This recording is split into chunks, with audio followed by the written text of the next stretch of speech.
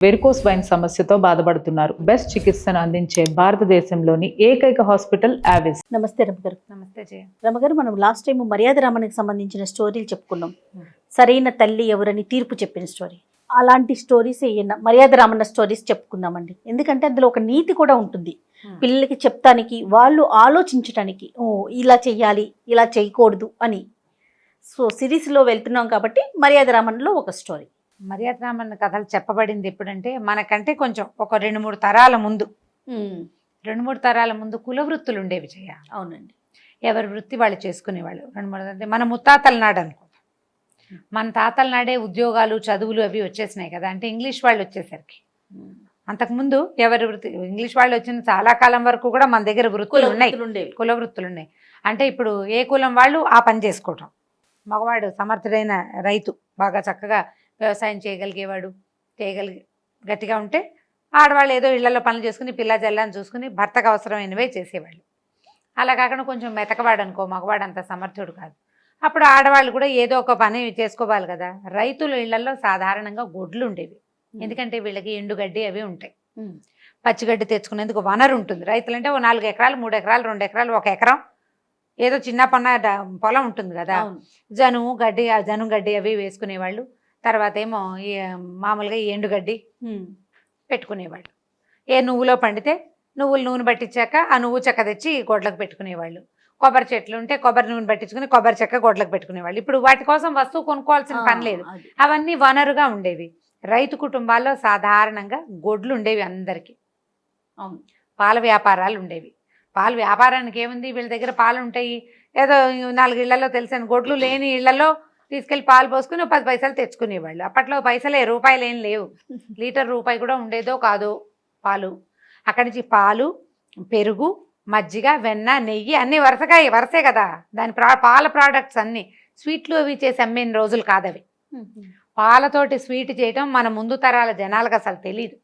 ఆవు పాలు ఎక్కువ వాడేవారా? గేదెలు హెచ్చుగా ఉండేవి జయ. మన గేదెలే ఎక్కువ. మన దగ్గర చాలా ఎక్కువ గేదెలే. ఆవులు ఉండేవి. ఆవుల్ని సాధారణంగా ఏం చేసేవాళ్ళు అంటే వ్యవసాయానికంటే ఆవు దూడలు కావాలి వీళ్ళకి, ఎడ్లు గిత్తలు కావాలి. ఆవు పాలు తక్కువ ఉంటుంది. లోకల్ పాలు ఆవులకి ఈల్డ్ తక్కువ, పాలు బాగా ఎక్కువ ఇవ్వవు. కాసిన పాలు. ఇప్పుడు ఆ పాలతోటి పెరుగు పలచగా ఉంటుంది. జనరల్ ఐడియా కోసం చెప్తున్నాను, కథలో భాగంగా కాకుండా. ఆవు పాల పెరుగు, ఆవు పాలు కాఫీలో పోసుకున్నా టేస్టీగా ఉండవు.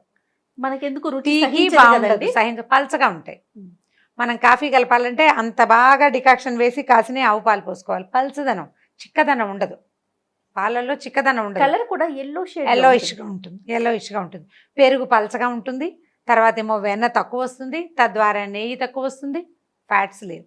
ఆవు పాలని ప్రత్యేకంగా పసిపిల్లల కోసం, తల్లిపాలు లేని పిల్లల కోసం వాడేవాళ్ళు. ఆవులని గోమాత మన ఇంట్లో ఉండాలి అని ఒక సిద్ధాంతం కొద్దీ ఓ ఆవు 2 ఆవుల్ని పెట్టుకునేవాళ్ళు. ఒక దూడ పుట్టిందనుకో, ఈ మగ దూడలైతే, ఆడదూడలైతే మళ్ళీ ఆవులే అవుతాయి కదా.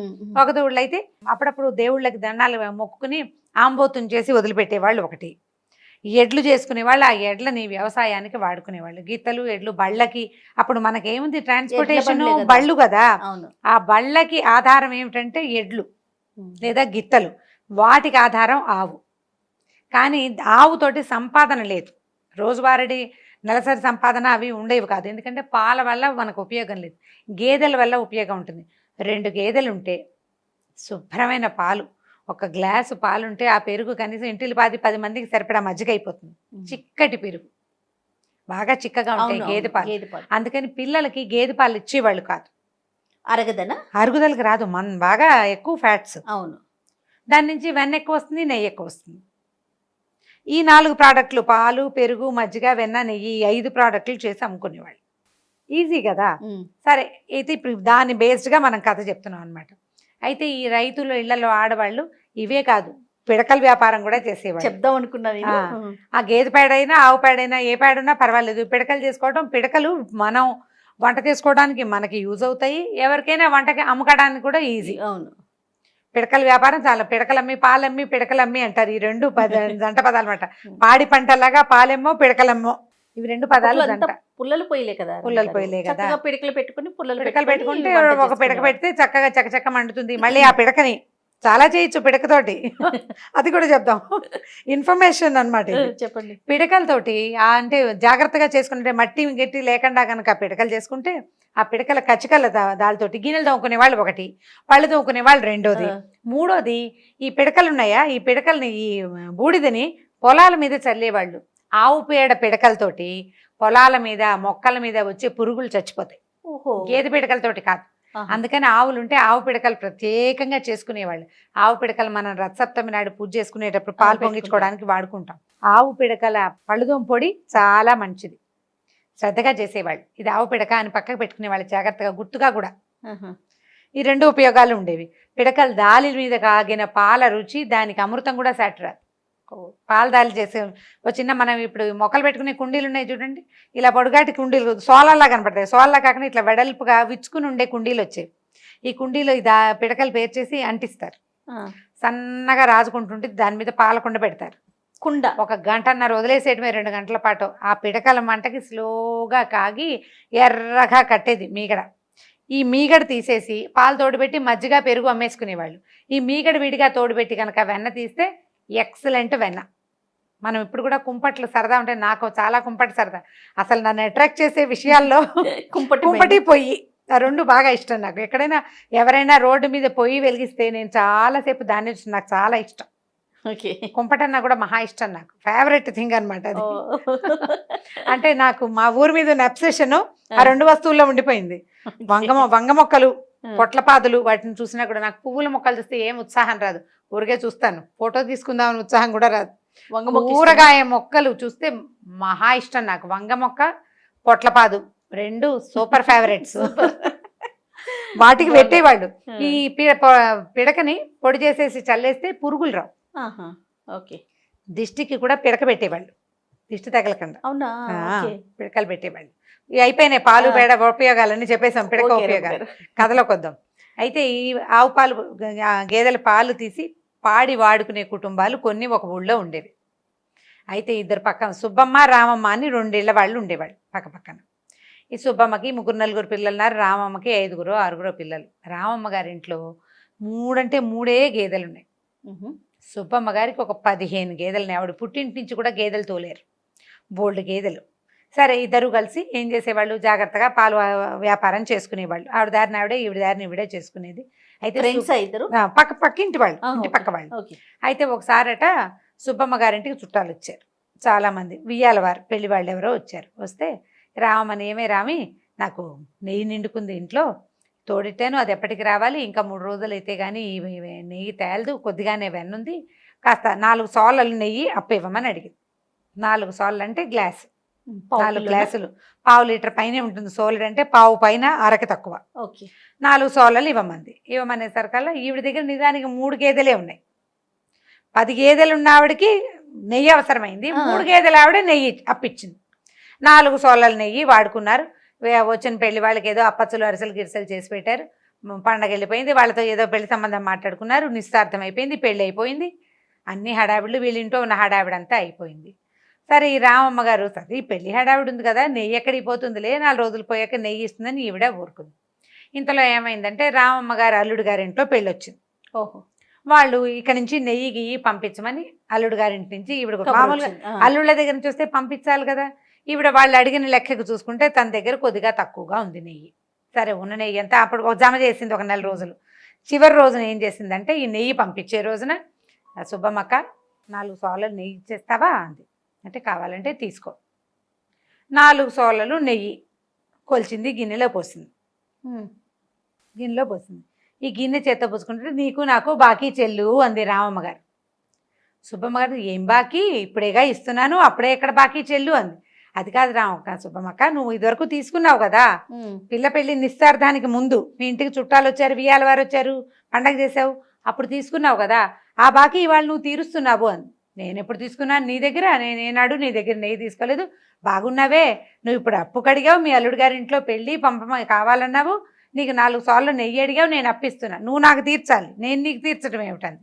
అనేసరికల్ రామమ్మ గారు తెల్లబోయింది. అదేమిటి, మీ అమ్మాయి పెళ్ళప్పుడు తీసుకున్నావు, ఫలానా గిన్నె, తెల్ల గిన్నె, నాకు గుర్తుంది, నువ్వు తీసుకున్నావంటే, చాలే, నీ దగ్గర ఉన్నది 3 గేదెలా, నాకున్నది 15 గేదెలా, అందులో 10 ఏమో పాడి గేదెలు, ఇన్ని గేదెలు ఉన్న దాన్ని నీ దగ్గర నేను అప్పుకొస్తానా? ఏంటి నేర్చుకుపోయావు? ఈ పిచ్చి పిచ్చి వేషాలు ఏం వేయకు నా దగ్గర, నీకు కావాలంటే అడిగి పట్టుకెళ్ళు అనేసరికల్లా రామది నాకు కావాలని నేను అడగట్లా, నువ్వు నాకు బాకీ తీర్చాలి అందుకు అడిగాను.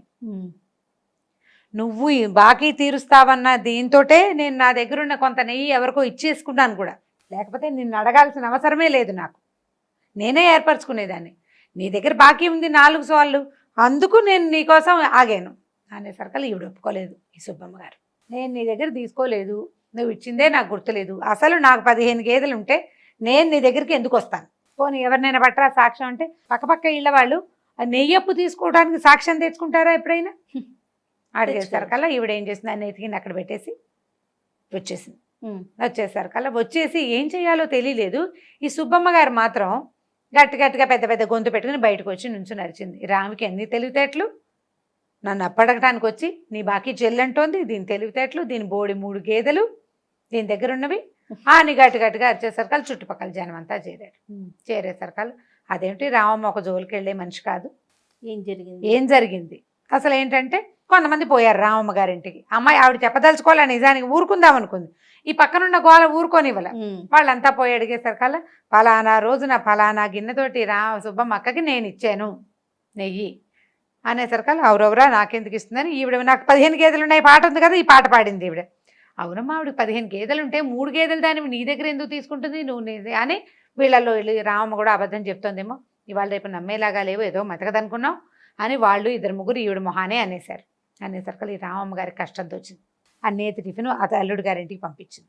పంపించి ఉత్తరం రాసింది, ఈ నెయ్యితోటి ఈ తగాదా వచ్చిందని కూతురికి ఉత్తరం రాసింది. ఇట్లా ఇట్లా వచ్చింది సుబ్బమ్మత్త, ఇట్లా గోల్ చేసింది, నలుగురు నానా మాటలు అన్నారు, కొంతమంది అయ్యో పాపం అన్నారు, కానీ వెనకాల ఏమనుకున్నారు నాకు చాలా సిగ్గుపోయింది, నాకు చాలా బాధగా ఉంది అని ఉత్తరం రాసింది. రాసేసరికల్లా ఆ ఉత్తరం కూతురు చదువుతూ ఉండగానే అల్లుడు కూడా చదివేశాడు. చదివేసరికల్లా అల్లుడు అన్నాడు, ఇదేమిటి ఆవిడ అప్పు తీసుకున్న మాట నిజమైతే మర్యాద రామన్ దగ్గరికి తీసుకెళ్ళాలి, న్యాయాధికారి దగ్గరికి వెళ్ళాలి, అంతేగాని సహించి ఊరుకుంటామా? ఇవాళ నెయ్యి అయింది, రేపు ఇంకోటి అవుతుంది, రేపు ఒక గేదెని తీసుకెళ్ళి ఓ దూడని తీసుకెళ్ళి కట్టేసుకుంటుంది ఆవిడ, ఈ దూడ నేనెందుకు తీసుకున్నానంటే అప్పుడేం చేస్తాం? సహించకూడదు అన్యాయాన్ని అని చెప్పి అతను ఏం చేశాడు, వెళ్ళి ఇంకా టైం ఉంది వాళ్ళ ఇంట్లో, మనకు భార్యని ఎడ్ల బండి ఎక్కించుకుని పక్క ఊరి నుంచి వచ్చేసాడు. న్యాయాధికారి దగ్గరికి వెళ్ళి తీరాలి, మా అత్తగారు మెతకది, పెళ్లిలో 10 రూపాయలు తక్కువ వస్తే 10వ రోజు కల్లా 10 రూపాయలు జమ కడితే గానీ పిల్లని మా ఇంటికి పంపల, అంత మర్యాదస్తురాలు ఈవిడ, ఇంత మాట ఎందుకు పడాలి అని చెప్పి అది గట్టిగా పట్టేశాడు అల్లుడు. పట్టేసరికల్లా సరే ఏం చేశారు, మర్యాద రామన్ గారి దగ్గరికి పోయారు. గుంపంతా ఈ విషయం చెప్పారు. సరే ఈ వచ్చిన గుంపుని రానియరు, మొదట అన్ని విన్న తర్వాత మీరందరూ వెళ్ళిపోండి, రేపు చెప్తాను తీర్పు అని ఈ ఆడాళ్ళిద్దరు ఎవరైతే ఒకరు ఫిర్యాది ఒకరు రెండో వాళ్ళు ఎవరి మీద అభియోగం మోపబడిందో వాళ్ళు, వీళ్ళిద్దరిని రమ్మన్నారు. సరే ఆడవాళ్ళిద్దరు పొద్దున్నే మొహమొహాలు చూసుకోకుండా ఒకే పక్క నుంచి నడిచేళ్ళాలి, ఒక సందులో నుంచే వెళ్ళాలి కదా, కామ్గా పోయారు ఇద్దరు చక్కగా సింగారించుకుని. పొద్దున్నే పని అంటే వీళ్ళు తెల్లారుజామునే ఏమి లేచి గొడ్ల పని చూసుకోవాలి, ఆ పనులు ఎవ్వరూ చెయ్యరు. అసలు గొడ్డు గోదా ఉన్న ఇంట్లో ఆడవాళ్ళకి ఎంత పని ఉంటుందంటే, చచ్చినా బతికినా తెల్లారు 6-6:30 లోపల ఆ పని అయిపోవాలి. ఆ పని అవ్వకుండా కుదరదు. అవును, తెల్లారుజామున లేవాల్సిందే, గొడ్ల దగ్గర బాగు చేయాల్సిందే, వాడికి కుడితే మేత ఏదో చూసి ఆ పాలు తీసేసి బయటికి పంపించేస్తే ఉన్నా సరే వీళ్ళ పని వీళ్ళకే ఉంటుందండి. అక్కడి నుంచి ఏం చేశారు, వీళ్ళకి పాలేళ్ళు ఉన్న వాళ్ళు కాదు పాపం, వాళ్ళు ఆడవాళ్ళిద్దరు గట్టిగా పని చేసుకునేవాళ్ళే. సరే ఇద్దరు 9 గంటల వేళలో వెళ్ళారు. వెళ్ళేసరికల్లా రామన్న గారి వాకిలంతా బురదగా ఉంటుంది, చెప్పులు వేసుకునే రోజులు కావు అసలు. ఆడవాళ్ళు అసలు చెప్పులు వేసుకునేవాడు కాదు, ఎవరో పెద్దిళ్లలో కొంతమంది వేసుకునేవాళ్ళట. అసలు స్త్రీలకు చెప్పులు ఉండేవి కాదు, పొలాలు కూడా ఒట్టికాళ్ళతోటే పోయేవాళ్ళు. నేను కూడా మా ఊళ్ళో చెప్పులు లేని వాళ్ళని ఎప్పుడూ చూస్తూనే ఉండేదాన్ని. సరే వీళ్ళు వెళ్తే ఏమైంది, కాళ్ళకి కడియాలు అందరూ ఉంటాయి మట్టెలును. ఈ బురదలో నడుచుకుంటూ వెళ్ళేసరికల్లా పాదాలంతా బురదే. అయ్యేసరికల్లా ఏం చేశారు, రామన్న గారు ఇంటికి మన మామూలుగా ఊళ్ళల్లో కనపడుతుంది, పాత రోజుల్లో ఉండేది, ఇప్పుడు కూడా కొన్ని ఊళ్ళల్లో కనిపిస్తుంది. ఈ ఇంటికి వాకిలికి గ్యాప్ ఉందనుకోండి, ఓ పక్కన ఒక తొట్టె కాళ్ళు కడుక్కోవడానికి నీళ్లు పెట్టేవాళ్ళు, అక్కడ 2 నాపరాళ్ళు వేసేవాళ్ళు, ఆ రాయి మీద నుంచి కాళ్ళు కడుక్కోవాలి. ఆ తర్వాత కొద్దిగా బురద లేకుండా కాస్త 4-5 రాళ్ళు దూరంగా కప్పదాట్లలాగా దాటుకుంటూ పోయేవాళ్ళు. మా అమ్మ వాళ్ళ ఇంట్లో కూడా అలాగే ఉంటాయి, తొట్టులో నుంచి లోపలికి రావడానికి. సరే ఏమైంది, ఓ 2 నాపరాళ్ళు వేసున్నాయి, ఒక ఇది ఉంది, తొట్టెలో నీళ్ళు ఏం లేవు, 2 చెంబులతోటి నీళ్లు పెట్టున్నాయి. కాళ్ళు కడుక్కోండమ్మా అన్నారు. ఈ ఆడవాళ్ళిద్దరూ కాళ్ళు కడుక్కున్నారు. వచ్చేసరికల్లా పైకి వచ్చారు, కష్టం సుఖం నీకు ఎన్ని గేదెలు ఉన్నాయి, నీకు ఎన్ని గేదెలు ఉన్నాయమ్మా, మీ ఆయన ఏం చేస్తాడు, పుట్టింటి నుంచి ఎన్ని తెచ్చుకున్నావు, మీ అమ్మాయికి ఏం కట్నం పెట్టావని ఇవన్నీ మాట్లాడుతున్నారు. నుంచున్నారు కాళ్ళు పీకుతున్నాయి వీళ్ళకి. ఇవే మాట్లాడుతున్నాడు కానీ అసలు విషయం చెప్పడం లేదు ఆయన. ఓ పావు గంట అరగంట అయిన తర్వాత, బాబు మా సంగతి తేల్చండి ఆయన, గొడ్లోకి ఎండవేళ ఎక్కిపోతుంది, గొడ్లని తోలుకెళ్ళాలి కదా మరి గడ్డికి అనేసరికల సరే సుబ్బమ్మ 4 సోళ్ళు నువ్వు రామమ్మకి ఇచ్చేయాలి, సాయంకాలం ఇస్తావా రేపు ఇస్తావా చెప్పు అన్నాడు. సుబ్బమ్మ అదేమిటండి మీరేమీ అడగను లేదు, ఇలా తేల్చేస్తే ఎలాగ బాబు, 15 గేదెలు ఉన్నాయండి నాకు, దీని దగ్గర నేను ఎందుకు అప్పు తీసుకుంటాను, నాకు అంత అవసరం లేదంటే, నీకు అవసరం ఉందమ్మా, ఎందుకంటే నీకు పొదుపరితనం లేదు, నీ దగ్గర నువ్వు పొదపరివి కావు. ఓహో, నీ పక్కనున్న అమ్మాయి పొదపరి, ఆ అమ్మాయికి 3 గేదెలున్నా అల్లుడింట్లో కావాల్సిన నువ్వు నేతిని ఇంత టిఫిన్ తయారు చేసి ఇవ్వగలిగే సత్తా ఉంది, ఒళ్ళు దగ్గర పెట్టుకుని పనిచేస్తుంది. నీకు ఒళ్ళు దగ్గర పెట్టుకు పనిచేసే లక్షణం లేదు నీ దగ్గర. 15 గేదెలున్నా నీ దుబారాకి ఎంతగా ఎన్ని చాలవు, నీకు నెయ్యి లేదు, పక్కింట్లోంచి తీసుకున్నావు, మర్యాదగా ఒప్పుకొని ఇచ్చేసి అనేసరికల్లా ఇవాడు హతాసురాలు అయిపోయింది సుబ్బమ్మ గారు. ఎలా తెలిసిందా అని ఎప్పుడు అందరూ ఒక 5-6 పెద్ద మనుషులు అక్కడ కూర్చుంటారు. రామన్న గారు సులువుగా తేల్చేశారు, అమ్మాయి కూడా ఒప్పుకుంటుంది. ఎలా తేల్చారండి అంటే, ఈ చెంబెడు నీళ్లతోటి కాళ్ళు కడుక్కోలేకపోయింది అమ్మాయి, కాళ్ళకి బురదంటింది, మట్టెలు పట్టీలు అందెలు ఉన్నాయి, వాటికి అంటుకుంటుంది. ఆడమనిషి ఏం చేయాలి, వంగి చేత్తో కొద్దిగా అట్లా రాస్తే వదిలిపోతుంది. రామమ్మ గారి కాళ్ళు, సుబ్బమ్మ గారి పాదాలు చూడండి, 2 పాదాలు చూస్తే తెలుస్తుంది. రామమ్మ గారి పాదాలు శుభ్రంగా ఉన్నాయి, ఎందుకంటే వంగి చేయి పెట్టి పాదం కొద్దిగా అట్లా అట్లా అనేసి కడియాల అంటిన మట్టిని కూడా కొద్దిగా రాసి కడిగేసుకుంది ఆ చెంబేడి నీళ్ళతో, చేయి శుభ్రంగా కడుక్కుని తుడుచుకుంది. ఈ సుబ్బమ్మ గారు వంగలేదు, నీళ్ళు పోసుకుని ఊరికే ఒక్కాలు తాటిచ్చి కడుక్కుంది. బురదంతా అక్కడే ఉంది. 10 నిమిషాలు ఆరితే పాదాలు బాగా కనపడతాయని ఇంతసేపు మాట్లాడాను. పొదపరితనం లేదు కాబట్టే ఈ అమ్మాయి పక్క ఆవిడ దగ్గర అప్పు తీసుకుంది, నెయ్యి తిరిగి ఇచ్చే ఉద్దేశం లేదు, అందుకని ఇట్లా ఎగ్గొట్టడానికి ఈ మాట ఎత్తింది. 15 గేదెలున్నా పొదపరితనం లేకపోతే ఇక నీకేం ఉండదు, నీ దగ్గర ఉపయోగం ఏముంది, నీకు 1 పొదపరితనం లేదు, 2 మాట నిలకడలేదు, 3వది మర్యాద లేదు, 3 పోగొట్టుకున్నావు, నువ్వు మర్యాద పోగొట్టుకున్నావు కదా అనేసి ఇక నువ్వు 4 సోలలు ఇచ్చేయాల్సిందే. ఇంత గొడవ చేసి ఇలా చేసినందుకు 2 సోలలు సొల్కం కింద రామమ్మకే ఇవ్వమన్నారు. ఓకే, సరే ఇంకేం చేస్తుంది, ఒప్పుకొని అక్కడ క్షమాపణ చెప్పుకొని ఆవిడ ఇంటికి వెళ్ళిపోయింది. ఊరంతా చెప్పుకున్నారు పొదపరి లక్షణం అంటే ఏమిటి, పొదుపుగా ఉండటం అంటే ఏంటంటే మనకి ఉన్నంతలో మనం జాగ్రత్తగా ఉండటం, అందిన వరకు పనిచేయటం, ఎంత మటుకు కుదిరితే అంత మటుకు పనిచేసి స్థిమితంగా ఉన్నవాడు. ఇప్పుడు 3 గేదెలున్న ఒక అమ్మాయి 15 గేదెలున్న పక్క ఆవిడకు అప్పు ఇవ్వగలిగిందంటే మరి డిఫరెన్స్ కనిపిస్తోంది కదా. కాబట్టి పొదపరితనంగా ఉండాలి, స్త్రీలకి ఈ లక్షణం ఉండాలి, ఇలా మాట నిలకడతనం లేకపోతే మర్యాద పోగొట్టుకుంటామని బాగా చెప్పుకున్నారు. ఇది నీటి వాడకపు పొదుపుని, మనుషుల పొదపరి లక్షణాన్ని తెలియజేసే కథ. మన దగ్గర ఎన్ని ఉన్నాయని కాదు, మనం ఎంత కేర్ఫుల్గా ఉన్నాం అనేదే ఇంపార్టెంట్. ఈ తీర్పు కథని సింపుల్గా తేల్చేశారు. నేను ఎక్కువసేపు చెప్పాను దీన్ని, మనం సింపుల్గా కూడా చెప్పుకోవచ్చు. ఇంత సింపుల్గా ఇంత తాపీగా ఎందుకు చెప్పానంటే దీంట్లో ఉన్న అసలైన ఉపయోగం ఏమిటి అనేది అమ్మాయిలకి, తల్లులకి అర్థం కావటం కోసం. నా దగ్గర ఉందని విసిరేయకూడదు, అవసరమైనప్పుడు విసిరండి, అవసరం లేనప్పుడు జాగ్రత్తగా ఉండండి. పొదుపు గురించి చెప్పమని చాలామంది అడుగుతుంటారు. పొదుపుకి ఇదే ఉదాహరణ. ఎందుకంటే పెద్ద పొదుపు ఏం చేస్తాం, అవసరం లేని కొనుక్కోకూడదు, సూపర్ మార్కెట్కి వెళ్ళి కొనేసుకుంటాం, అలాంటివి చేయకూడదు. వాళ్ళ దగ్గర పెట్టుకుని ఉంటే చక్కగా కథ బాగా చెప్పినట్టుగానే పొదుపరితనం ఉంటే ఏమవుతుందంటే మన మర్యాదలు నిలుస్తాయి. అవసరానికి మన దగ్గర వెనకాల అవకాశం ఉంటుంది. మనం చేయి విసిరేస్తే మనకు అవసరమైనప్పుడు మనకి ఏ అవకాశము భగవంతుడు ఇవ్వకపోవచ్చు. జాగ్రత్తగా ఉండాలి. కథ కంచికి మనం ఇంటికి. చాలా బాగుంది రమ్మగారు. ఇంకొక స్టోరీతో మళ్ళీ కలుద్దాం. తప్పకుండా. నమస్తే.